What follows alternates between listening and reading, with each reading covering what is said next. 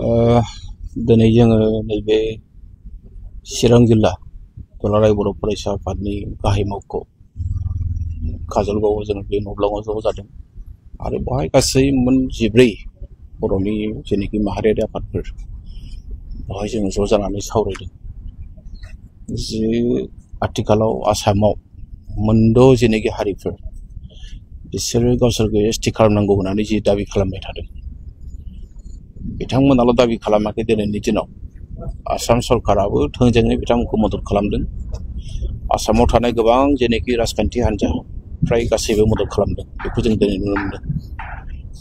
आरो बिनि सायावनो जों दिनै गोथौ आरो गुवारै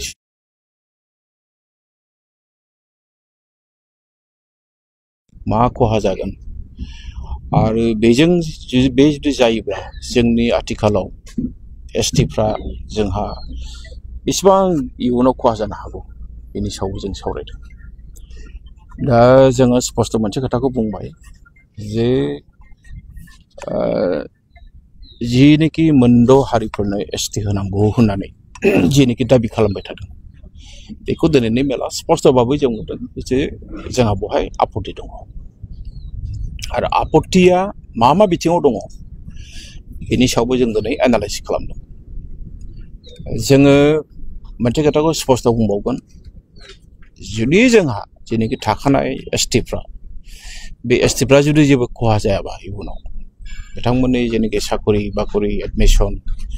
बिथांमोननि जेनेखि राङारि मुलाम्फा बेफोर जुदि जेबो गरसेबो जुदि खहा जायाबा बिथांमोना बेखौ आवगायनो हागोन नाथाय जोंनि थाखानाय जेनेखि जों मोनबाय थानाय जोंनि फरायसाफ्रा मोननाय जोंनि बायदिसिना बिथिङाव जों मोनबोबाय थानाय जेनेखि साख्रि बाख्रिनि सुबिदा बाव जुदि खहा जायोबा बे बिथिङाव जों खिन्थु सरकारनि फारसे जोंनि जेनेखि खुद्रिनाय बेखौ जों गोख्रोङै दिन्थिगोन आरो बेनिखायनो जों दिनै बेवहाय बर' थुनलाइ आफाद हिसाबै जों बेवहाय बाहागो लानानै दुलाराय बर' फरायसा आफाद आरो लोगोसे Cctoa आरो लोगोसे आसाम जेनेखि जोंहा ट्राइबेल संघ दङ बिथांमोननि हाबाफारियाव बोरै हायो जोङो मदद खालामनो थाखाय जोङो थि खालामदों जिहेतु जोंहा मिरु बर' थुनलाइ आफादनि थांनाय 26 अक्ट'बराव मोनसे मेल जादोंमोन आरो बेयावनो जोङो थि खालामखादों जे जोंनि जेनेखि आसामनि थानाय जेनेखि एसटिफोरनि खाबु खालाफोर बे जेबो हेम्पार गोलैनाङा आरो जेनेखि मोनद' हारिनि खोथाखौ बुंबाय थादों बे मोनद' हारिया जुदि एसटि जानांगौबा बेसेबां खौथि मानसि बेवहाय फैगोन जों बेखौबो दिनै साननानै गिखांनाय मोनदों बेखायनो जोंनि स्पष्ट खोथा जे मोनद' हारिनो एसटि होनो मोना आरो होयोब्लाबो मा रोखोम पलिसि खालामनानै होयो बे बिथांमोननि खोथा खिन्थु एक्जिस्टिं जेनेखि एसटिफोरनि जेनेखि खाबु खाला बे जेबो खहा जादोंमोन बेफोर मोनसे समाजारि जेंना आरो बे समाजारि जेंनाखौ जों गावनो बानायनोबो हायो जों फोजोबनोबो हायो गोबाव सम हमना ला बोसोरब्रैसोआ बेखौ जोङो नुवाखैमोन दायो जिहेतु बे जाफिनदों आरो बियो मानो जाफिनदों होननानै बुङोब्ला निश्चय जोंनो लाइ होदों दा बेबायदि खामानिखौ लाइ होनाया बारा थिग नङा मानोना दिनैनि दिनाव जोङो